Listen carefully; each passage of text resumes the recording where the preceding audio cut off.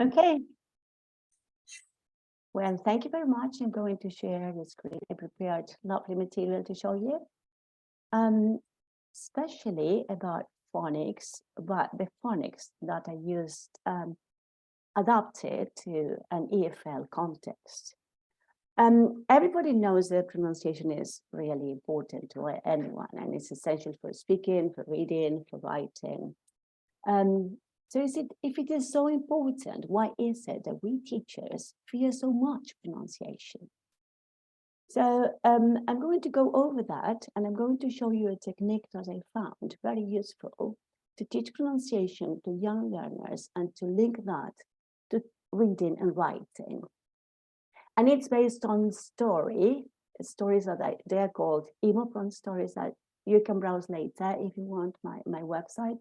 As Paul said, emopronstories.com.ar, right? And here is an overview of the presentation.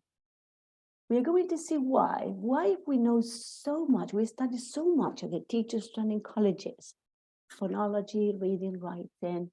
We fear teaching all this, and we don't know how to link pronunciation to reading and writing, which is so useful and so much linked.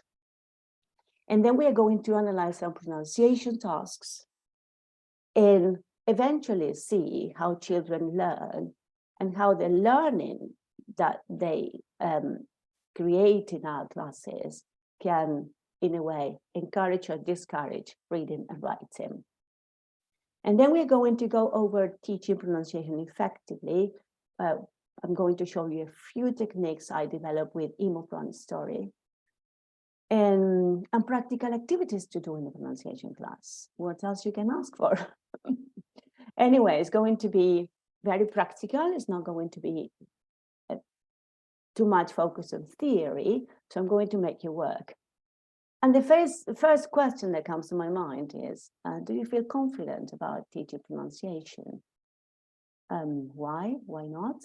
You can answer on the chat box, please. No, yes, I imagine, definitely. Yes, yes, okay. Yes, no, sometimes, kind of. Okay, lovely. Okay, lovely, depends, no, sometimes, a little, right. And do you think pronunciation is, as I told you before, very much connected to reading and writing? That's the second question. No, you don't, or I'm going to try to convince you that it is 100%. Yes, okay. Well, I hope to convince you, not really. Okay. Well, it's good because sometimes we are not aware of this and we teach pronunciation and then reading and writing. We devote different lessons to pronunciation and other lessons to reading and writing. Well, some people say yes, some people say no, not really. Yes, okay, good, 50-50.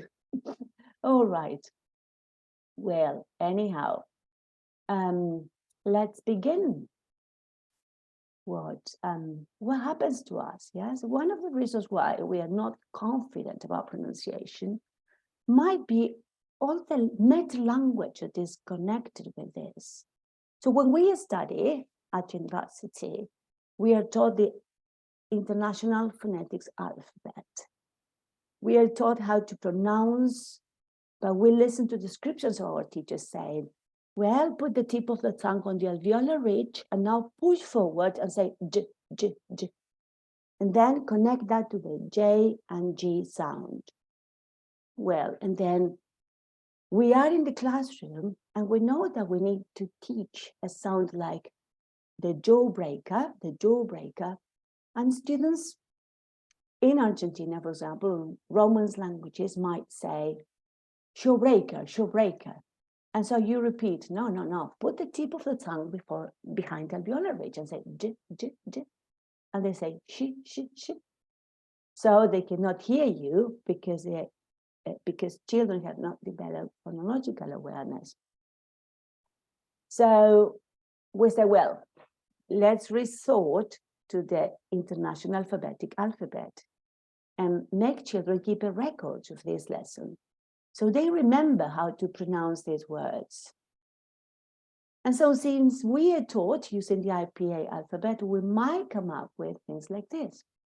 repeating the same story, right? And look at children's faces when they see the IPA alphabet symbols. They don't understand. Of course, children learn in a different way. They need to make sense, learned through experience. So these symbols mean nothing to them, and we believe they are going to remember. So we are wasting time, energy, and children don't learn. Now that there is so much that we know about the brain, and we know that when a person is overwhelmed with information like this, a chemical called cortisol is released in the brain. And that cortisol acts as a learning blockage. So children don't learn, and they cannot make sense of what they talk. And when it comes to reading, they need to resort to memory. So how to spell talk. So they need to remember that the AL should be pronounced O. Well, let's see if they can remember all that. Now, speaking about experimenting with sounds, instead of describing us following the fashion because we were taught that way, the university fashion, we might help children to articulate the new sound. So imagine that there is a character called Samki. Samki, that's one of the characters I introduced in the story. And Samki is very naughty because he puts his tongue out. So he does like this.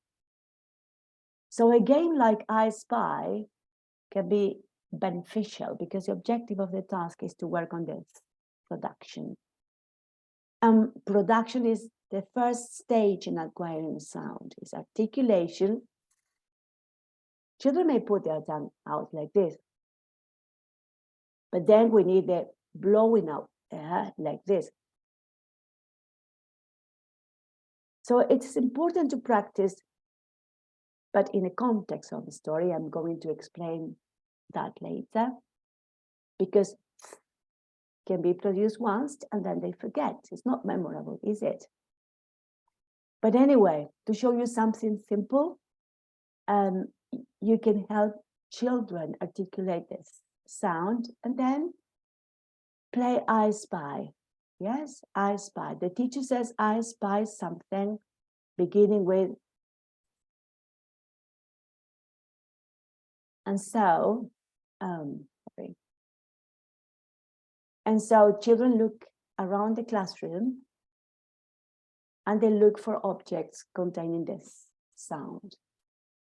And you can also repeat or look around some sounds and say, okay, a thick pencil, a thin pencil, and they can repeat the words, or they can look for the words that you have already produced using the sa sound. So I spy something beginning with, what is it? All right, it's very important also to mention the objects before, go around the classroom so as to make conscious that the number of words that contain the sound, if you are focusing on that, if you are focusing on that activity in particular. So my question is, do you use games when you are actually teaching pronunciation to young learners? Do you think it is important? Yes, of course. Which ones? Can you mention some? Sometimes, yes. Okay, with color letters, yes. Minimal pairs, yeah, we're going to see minimal pairs later. Flashcards, shy, dry, fry, yes. Clapping syllables, okay, lovely. Songs, yes. Poems, flashcards, right. We are going to bingos. We are going to go through a number of games you mentioned here, tongue twisters, yes. So you believe it's important. Drilling exercises, yes, they're very nice, aren't they? I spy with some songs and rhymes and stories. Right. Games provide the perfect context to make sense of what we do. So if we are practicing a sound like I spy something beginning with th, children are going to be focused on the game, not on the th sound. but they need to produce a sa sound in order to be in the game. So naturally, they're going to acquire the sound. They're going to acquire the sa sound just by playing a game, because children want to play. They don't want to learn. We want to teach. That's our job, isn't it? Right. Now, you can also create a picture like this, lots of flashcards, right?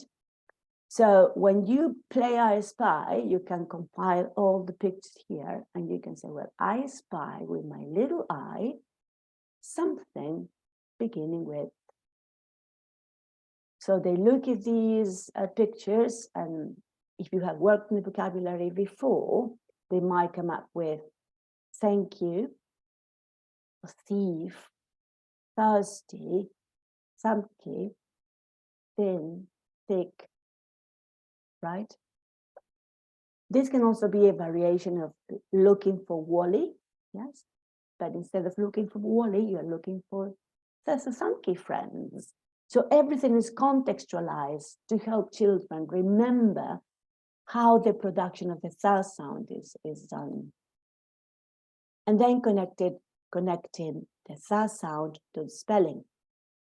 So in some words, most content words, the sa sound is pronounced in content words like thing, thumb, bath, because the DH is also connected to the za sound, but that sound is mainly in functional words as they, their, that.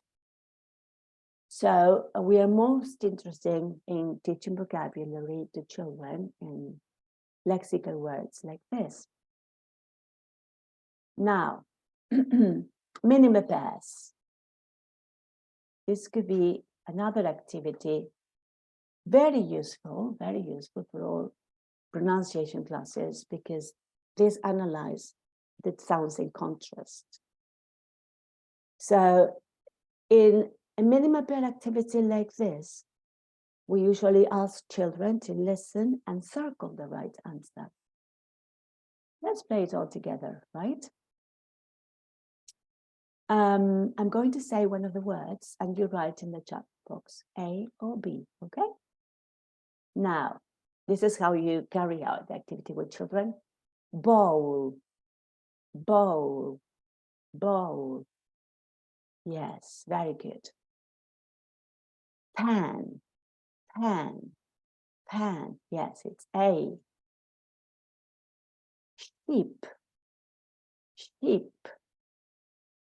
sheep. B, yes. Map, map. Yes, it's B. Think, think. A, lovely. Cup, cup, cup.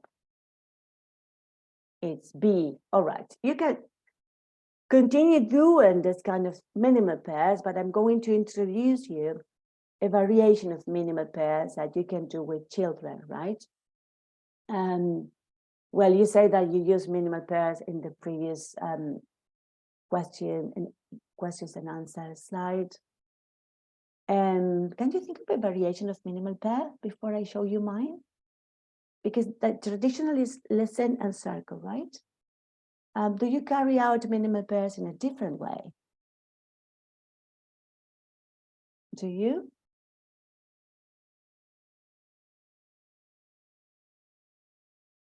Done with flashcards. Yes, lovely.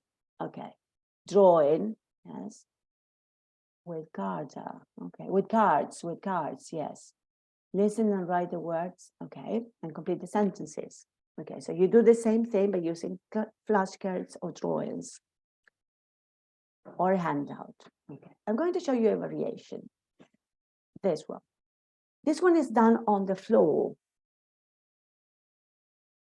So you place the pictures on the floor, and if you want to focus on quantity of vowel sounds, like this one, you divide children into two separate groups, and you tell children to jump onto the right square when they recognize the word that's being said. But mind you, because here we have a cat, and here we have a peach, and here we've got a peach, here we've got beans, and here we've got bins. Here we've got peel, and here we've got pill. And Catwell is just in the middle center. You can accommodate it as you want, but basically the practice is focused on long and short E, which brings about so much disruption in communication. Okay, you love playing noughts and crosses. Yes, it's a lot of fun. And it's a lot of fun to adapt this game, Fiona. Yes, it's nice. Oh, Fiona is here. Right. Okay. Now, so you divide children into two separate groups, and you ask children to jump into the right square. So you say things like, I like cats. I like cats. Right. So listen to the sentences I'm going to say, and when you make it line, say line, and you will be the winner. Okay, let's see who is the first one to say line. Okay, good. That's with children. I love this game too. So if the first one is I love cats, so children are going to jump into the right square. I love cats. You repeat it several times for children to focus on the right square.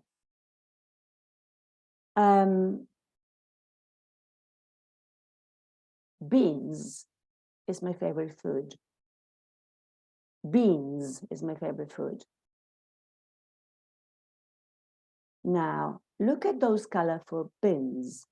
Look at those colorful bins. Line, Maria Juarez, you are the winner. Lovely, Rebecca. Okay, you too. All right, so the prize is a big round of applause.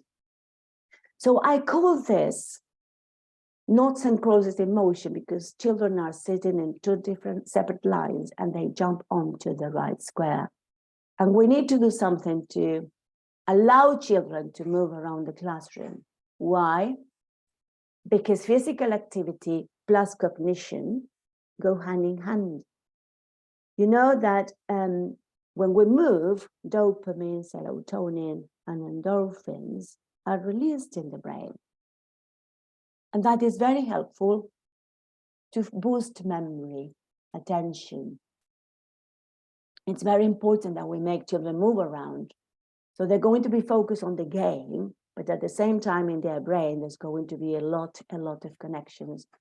There's going to be a lot of connections that are going to help them remember this distinction between the quantity of vowel sounds. And then, well, of course, we are going to relate this to writing, and I'm going to show you in a minute how. Now, so far we can, in a way, infer a few things about how children learn. So you tell me whether these statements are true or false according to the things we have mentioned so far. Teachers, you use meta language to describe new sounds. Is it true or false?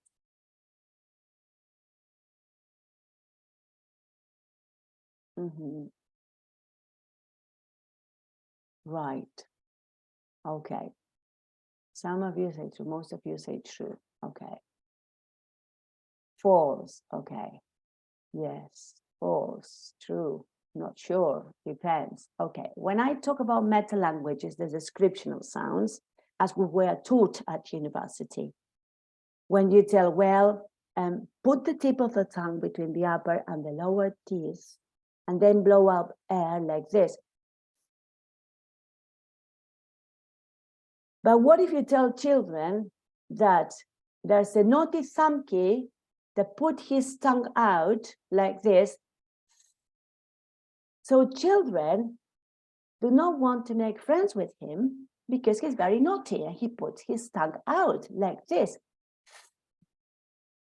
So it's much better to resort to a world of fantasy, to tell them stories to make the sound memorable. So telling children to put the tongue out and using the meta language that we use at university is overwhelming. So they remember better if they experiment with sound. Right? This is what I prove. Then you prove and let me know. Yeah, send me an email and tell me if all this works. Now, the second statement, repetition is necessary, but it cannot be blind. What do you think? I mean, it cannot be blind when you, yes, true, yeah. I mean, they repeat a lot through games, right? They repeat lots and lots of words. Instead of telling them, well, this is samki, repeat, samki, samki, sanki. So instead of repeating the word when they read it, you think about the game. I spy, for example, so they will repeat in the game words containing the sa sound when they take the teacher's role, for example, and that will be more beneficial than any other thing, because then they go home and play the same game with their little brothers and with their friends. Yes, absolutely, 100%. Thank you. Well, number 3, children learn through games. Yes, everybody agrees on that. All right, true. Cognition and physical development go hand in hand. Yes, they remember even more what they do while they're moving. Yeah. The quieter the lesson is carried, the better. False, absolutely. Well, you know a lot. Lovely. Now that we have said so much about how children learn, we need to find an approach that is compatible with all this. An approach that integrates pronunciation, reading, and writing. And phonics is ideal for this. So why it is so appropriate? Because it is based on stories, memorable stories. And children notice certain things through stories. And then they relate those characters in the stories to the grapheme, to the letters, and they read and write. So it's ideal because it trains learners also to hear sounds in words. So the letters of the alphabet are not A, B, C, D, E. In phonics, A is A, B is B, C is K, or if it is C, and so on. So when they are learning a new word, you can tell children, you want to write cat? You want to write cat? What do we need to do to sound it out? So cat, yes? Without segregation, cat can be segregated into a, t, a, t. And then the last 2 phonemes blend first. At, cat. And then you teach another word, dog. Children, you want to write dog? What do we need to do? And they know that they need to sound it out. So dog. First, the word is blended, and then we segregate it. D, o, g, d, a, g, a, g, d, og, dog. And you need to do a lot of these things. And phonics is about all that. They introduce characters, and then everything is around segregating and blending and remembering words connected to that sound. For example, imagine that there is a story called Vicky. There's another one in Letterland, or there must be another one in Jolly Phonics, and in all phonics programs that introduce the va sound. So let's work on Vicky. The va sound is inexistent for any Romance language speakers. So instead of saying Vicky, they would say Vicky. And if Vicky introduces a story, all his friends might be a van, something with very happy, or a vet. Now, if students do not have the sound in their mother tongue, as it is the case in Romance language speakers, they would say ban for van, or berry for very, or bet for vet. Now that brings about disruption in communication. So that is the missing link for us, for non-native speakers of English. How can we teach a sound? And how can we connect a sound to spelling if students cannot recognize the sound? They don't have the sound. That is the missing link, all right? So something is missing there. How can a child develop phonological awareness and connect that sound to the spelling if they don't have the sound? And this is what happens. So we plunge into playing games, singing songs, Vicky and his friends.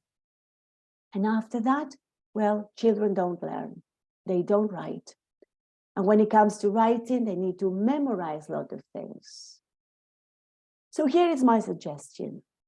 If phonics stories are so powerful that they connect the sound to spelling, and children remember that, and they like it, and they play games and sing songs, why not use phonics stories in a different way? Why not creating an emopron stories, connecting emotions and pronunciation into one story, whose conflict is not solved, as in literature books, by introducing a moral for, well, society. But an emopron story can introduce a conflict that is solved just by discovering a new place of articulation, something that is not existent in the mother tongue. We can do that. We can signal that and make it memorable, because stories are powerful, right? Have you heard of the effect of stories on the brain?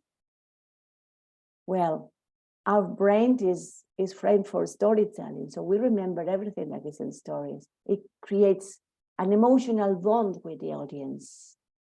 So the brain is prepared for that, and we enjoy listening to stories. And when we enjoy listening to things, something happens in the brain again. Another chemical called oxytocin is released, the chemical of pleasure. And also we sympathize with the stories, and that sympathy makes us remember what happened to them, and we remember what happens and how the conflict was solved.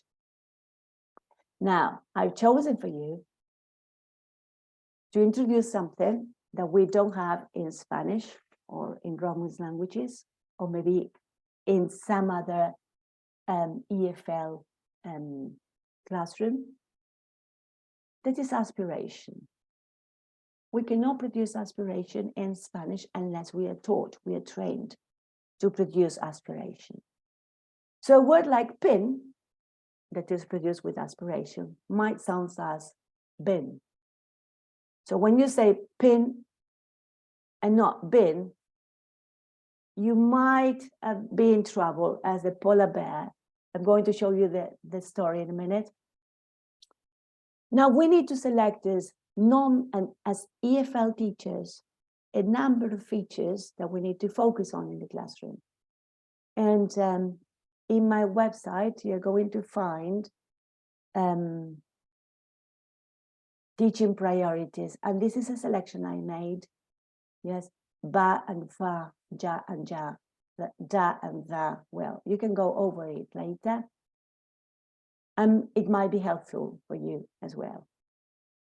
So I'm going to work as if I were in the classroom, and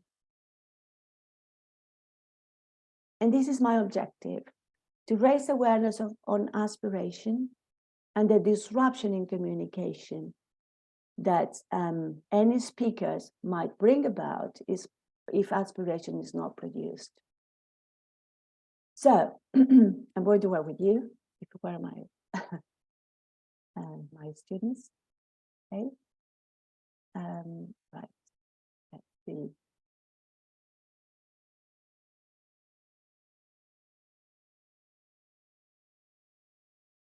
Now,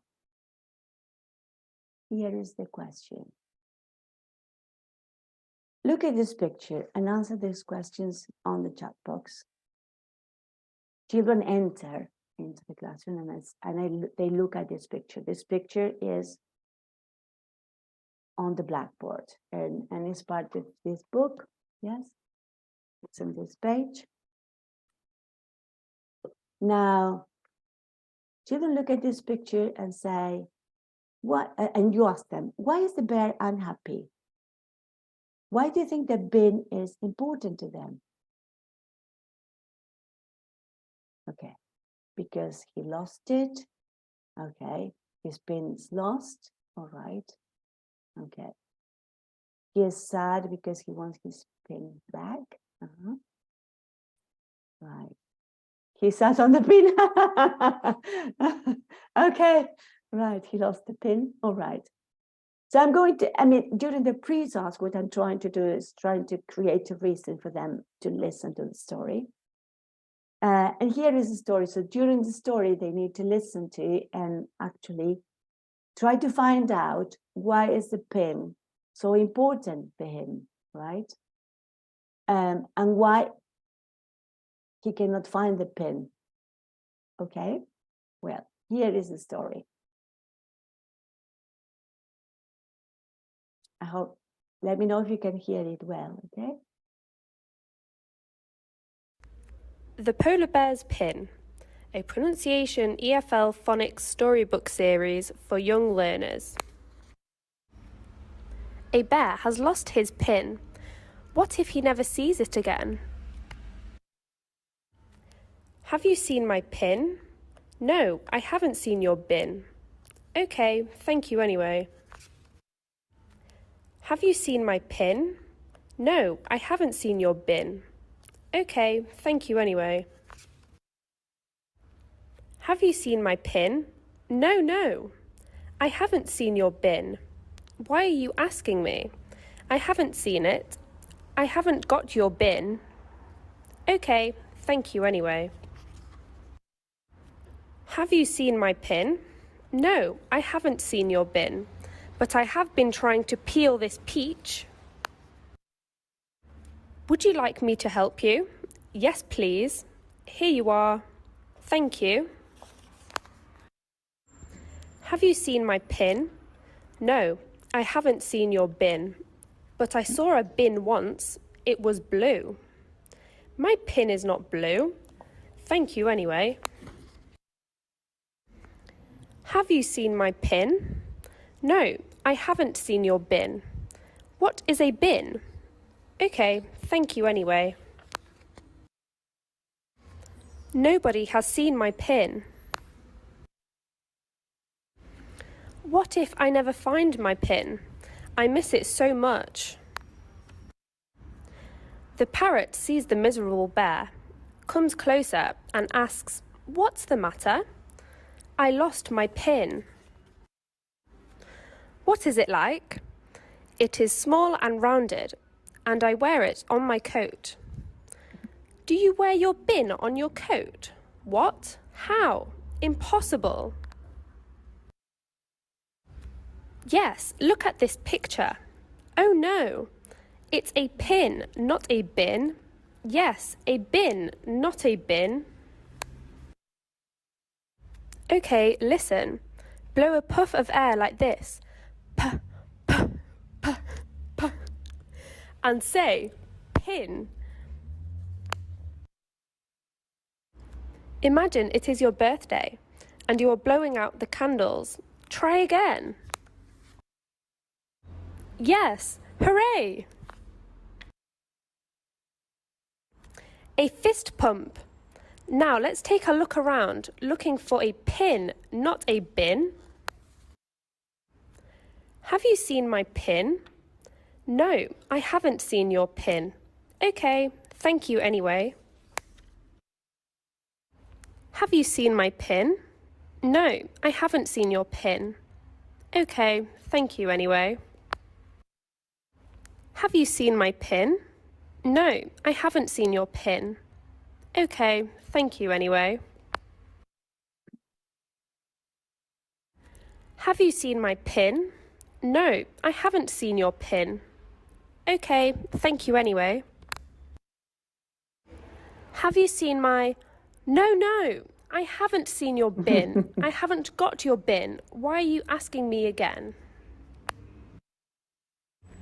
I didn't say bin, I said pin. Now I remember. Yes, here you are. Goodbye. Yes, hooray! The puma runs away and all the animals give each other a fist pump. The end. All right. The polar bear's pin. Okay. Right. Yes. It's a lot of fun and children love it. Really. Thank you very much for the words of appreciation to the story.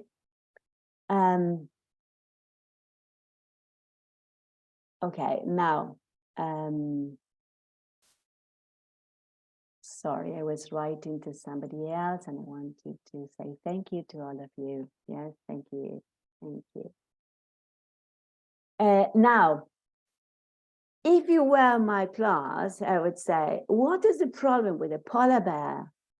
Why are the animals thinking of a bin? Yes, we can easily see, right, as is, yes, that we raise awareness on a minimal pair. In one story, they realize that if they don't produce aspiration in pin, it can be confused by bin. And the puma took advantage of this. Right, but then there are good friends that helps us a lot. Good.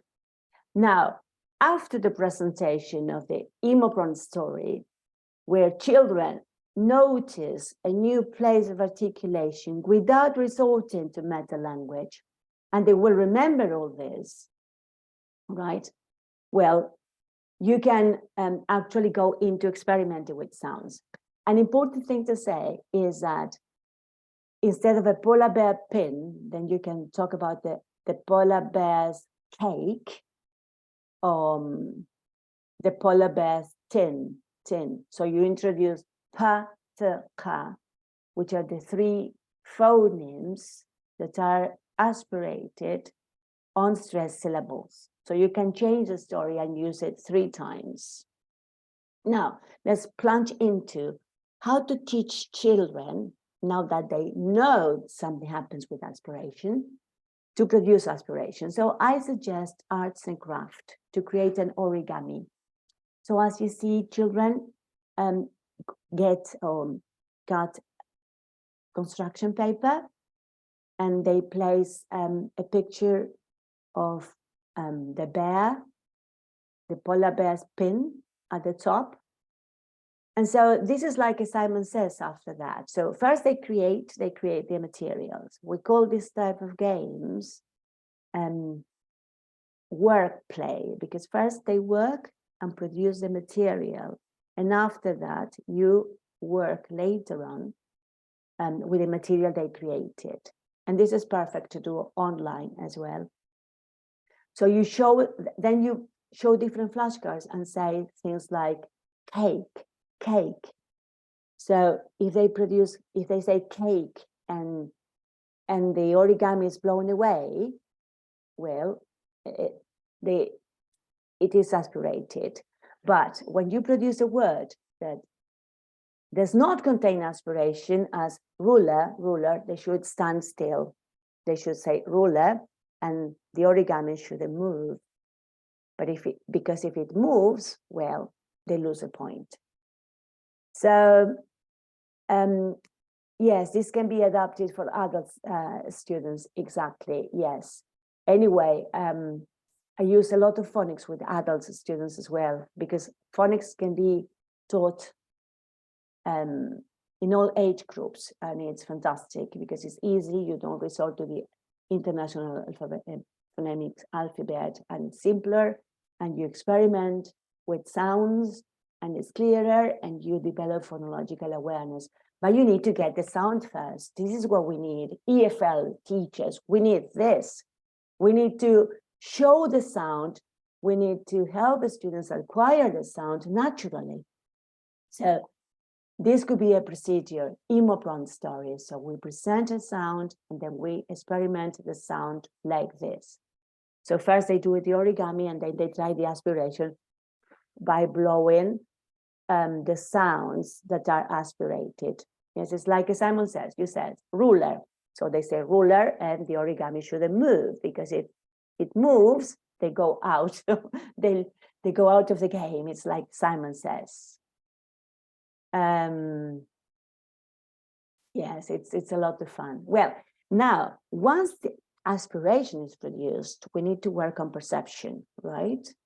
So I thought about the polar bear's pyramid.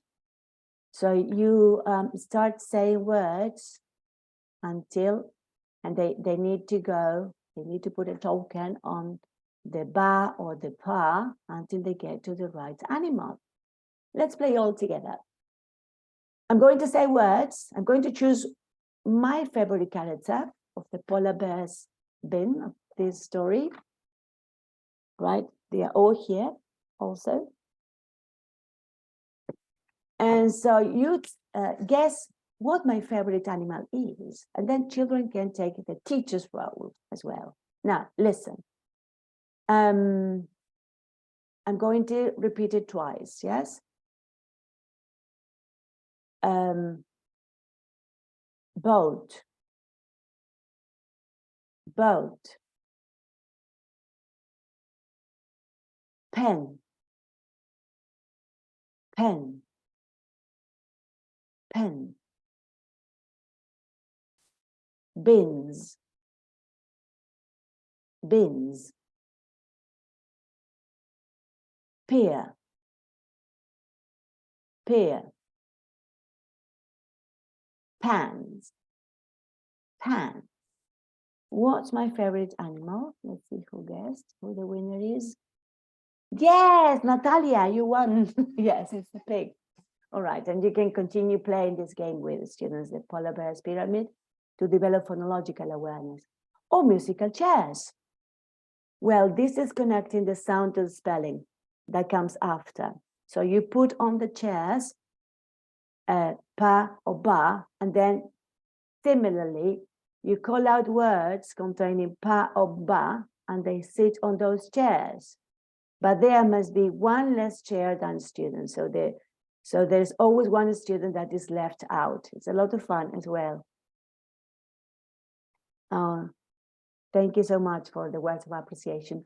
Bins and pins, bins and pins. Okay, this one is to develop phonological awareness as well. And it's similar to the pyramid. So if students listen to a word connected to aspiration, that is aspirated, they put their token on the bear.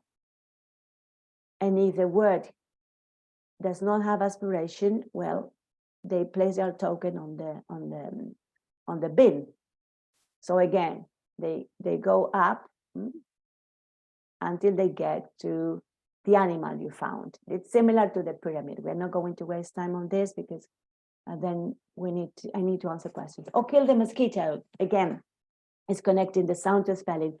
You put lots of flashcards on the board and you tell children, last night I couldn't go to sleep because there was a mosquito on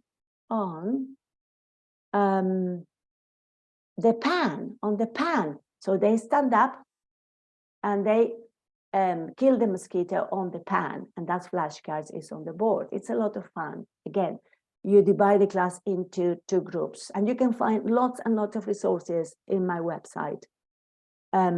So if you look into my website, you find phonological awareness games and songs and more material that I created for these stories and for other stories as well. Now, what's this? What's this?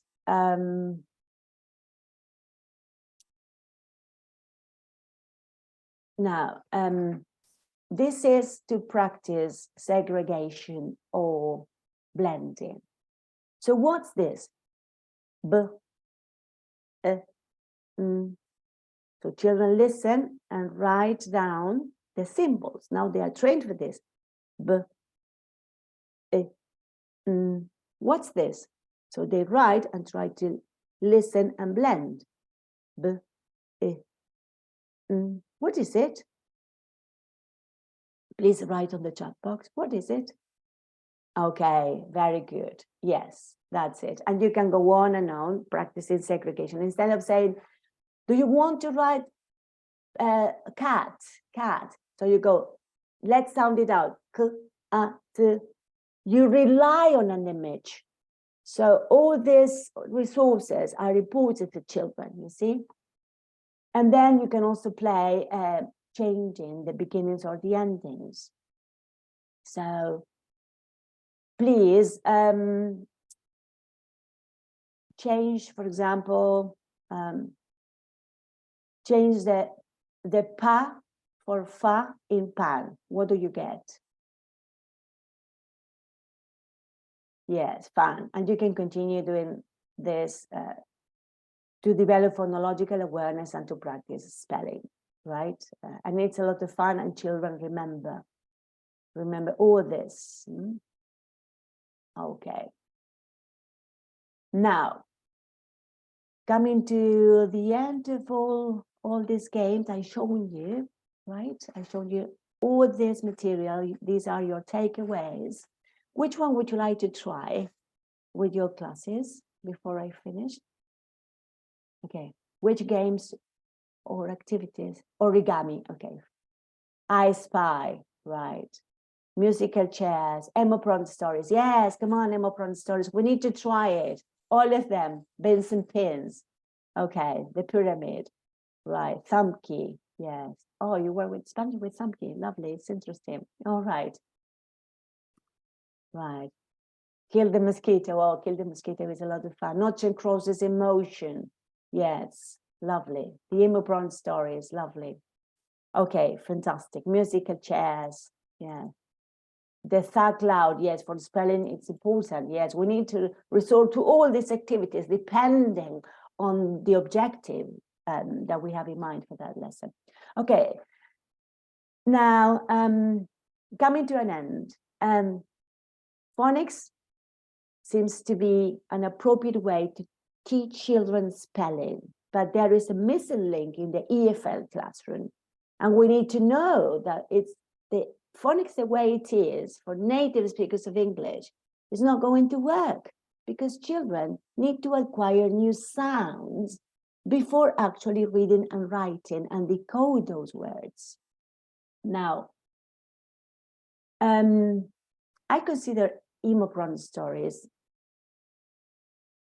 maybe a new stage in the teaching of pronunciation for the non-native speaker of English. That's the reason why I'm creating so many stories, because I also have a lot of fun. Children are great phoneticians, you know, and they tend to pick up the language and the sounds if they make sense. So we need to create a lot of fantasy characters and teach in playful environments, and to help children to be in contact with sounds and play with sounds in a playful way, and forget about my language. Yes, go into what children want to do, because our job is to find a path to teach pronunciation, reading and writing efficiently. And the children's job is to enjoy, but they also need to learn. So there's no point in working with phonics if you know if it's not going to work. If they're going to have a lot of fun, but they're not going to learn in the end. Okay, here are the references. Some more stories I created to work with other sounds. And more reference here in the end. Thank you. Great. Thank you, Stella. That was really good, really interesting. Thank you very much. And lots of yeah, very energizing, I think, for a lot of people. Thank you. Okay, so we've got a few minutes for questions. If you do have any questions for Stella, then do please put them into the Q&A. Let's have a look. I can see you were going to answer one there from Oretzo about, in English, does the V sound like a V with a little F at the, I'm not quite sure I understand that, but can you see those questions, Stella, in the Q&A? If you go to the... Okay, I'm going to open the Q&A. Yeah. Okay, here it is. In English, does the V, is a sort of little V, sound like a capital V with a little F? All right, yes, the thing that, yes, Sophia, the thing is that in some variants of English, the V is pronounced fa, it's more like the fa, and well, in fact, what I suggested in another story, I have a story called The Elves' Magic Moves. What I tell children is that the upper teeth have the lower, the inner part of the lower lip like this. And that's a magic move. And the elves have discovered that by hugging the upper teeth with the inner part of the lower lip, they can make a lot of magic things, like inviting children to join their game. So by doing the V sound in a magic way, they can invite children to play with them at home. So they are all day doing the vat, which is a rap.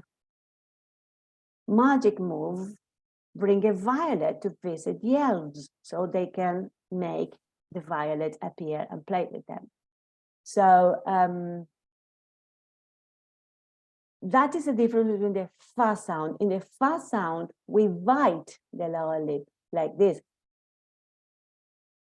But in English, we bite the inner part of the lower lip like this. And we make the magic move, that is moving the lower lip forward like this. Okay. So that's the main difference between the fa and the va. But anyway, they are quite similar. You can also start by saying the fa sound and then moving to the va sound. Yeah. Fa, va, va. Yeah. Fa, va. Because va is voiced and fa is not. So if you say fa, fa, there is no movement. But if you say va, va, va, there's a small vibration here. So the move must make this vibration noticeable, like this. And now listen to the fa. There's no voice in the fa sound, but there's voice in the va sound, and that's a magic move. In the elves' magic moves, children need to produce voicing so as to produce magic, and they love it. They love playing with the voicing of the va sound. Great. Just before we carry on, Stella, I just want to say, for those of you obsessed by a certificate, you will get an email later today. In that email, it will have a link to all of the certificates. Please complete the feedback survey as well. And you also have the handouts. So maybe we can spend a little bit less time in the chat desperately asking for certificates. You will get one email and it will have all of the links to all of the certificates. Okay, thank you. Right, let's move on. Okay. Emma Pascoe asks, in large groups of 2- and 3-year-olds, is pronunciation important to get correct, or is the awareness of new words as a second language the most important factor? Okay, well, with 2 or 3 years old, you need to do a lot of perception activities, things like listening and actually touching, like kill the mosquito, right? And no, we don't correct. It's more raising awareness on the new words, and especially Imopron stories work a lot on sounds in contrast, minimal pairs, and I think it's a good thing for example, when you work on the polar bear's pyramid, children, you can do it on the floor with 2 or 3 years old. So children listen and jump onto the right letter or the right drawing according to what they perceive. So if they perceive the word pyramid, they go on to the pa sound, right? It's like a twister, yes, a twister of letters. Mhm. And also a lot of songs, stories, and games for 2 or 3 years old. I mean, that they enjoy the process and they want to join in the game. And in the end, they get the sounds and the words. Because we are teaching vocabulary all the time, but we cannot not pay attention to the pronunciation of the words that we are teaching. But we cannot teach pronunciation per se. So we need to go into a scaffolding, and that the scaffolding needed for EFL students is emo-prone stories or a trick. In the post-webinar activities, what I suggest is writing an emo-prone story for your class. And if you want to share with me, well, sending it by email. I will be very happy to hear from you. Okay. Quick question. We've got time for one more question or two. Shrikant, the video that you showed, the polar bear's pin video, is that available to use in class? Can teachers use that video in their classrooms? Yes, of course, they can use it, the video. Okay. Yeah, and they Great. can also use the book if they want to write. If they want to show, can you see it? No, there. There, yeah. They can also Great. read the book themselves. Great. Is that available? That's available online, right? The book as well. Yes, the book is available. Yes, Mhm. it's paenglishhouse.com.r. So you send an email there, Mhm. or you send me an email, and I connect you with the sellers. Okay. And also in emo-prone stories on my website, you can get all the books on my website. Great. Okay. All right. Stella, I think we're going to have to finish there because we've kind of run out of time. But thanks ever so much, and thank you to everyone for coming. I'm going to ignore all the comments in the chat about certificate because I have said you will get an email. You will get an email with all of the links. There you go. All right. So stop asking in the chat. Thank you. Thank you to most of you who have come along and participated. It's been great to have your input. I hope you've enjoyed this session and the 2 previous sessions that we've had. And we'll be putting your learning into practice in the classroom. But yeah, thank you and enjoy the rest of the day. And Stella, thanks ever so much for your time. Thank you, Paul, for inviting me to join this seminar. I've enjoyed it so much. Thank you so much. Brilliant. Okay, everyone. We will be back, I think, on the 20th of September with another mini event. We'll be looking at planning activities, planning lessons and activities. So look out for information about that. Apart from that, goodbye and have a good weekend. Thanks very much, everyone. Bye-bye. Goodbye.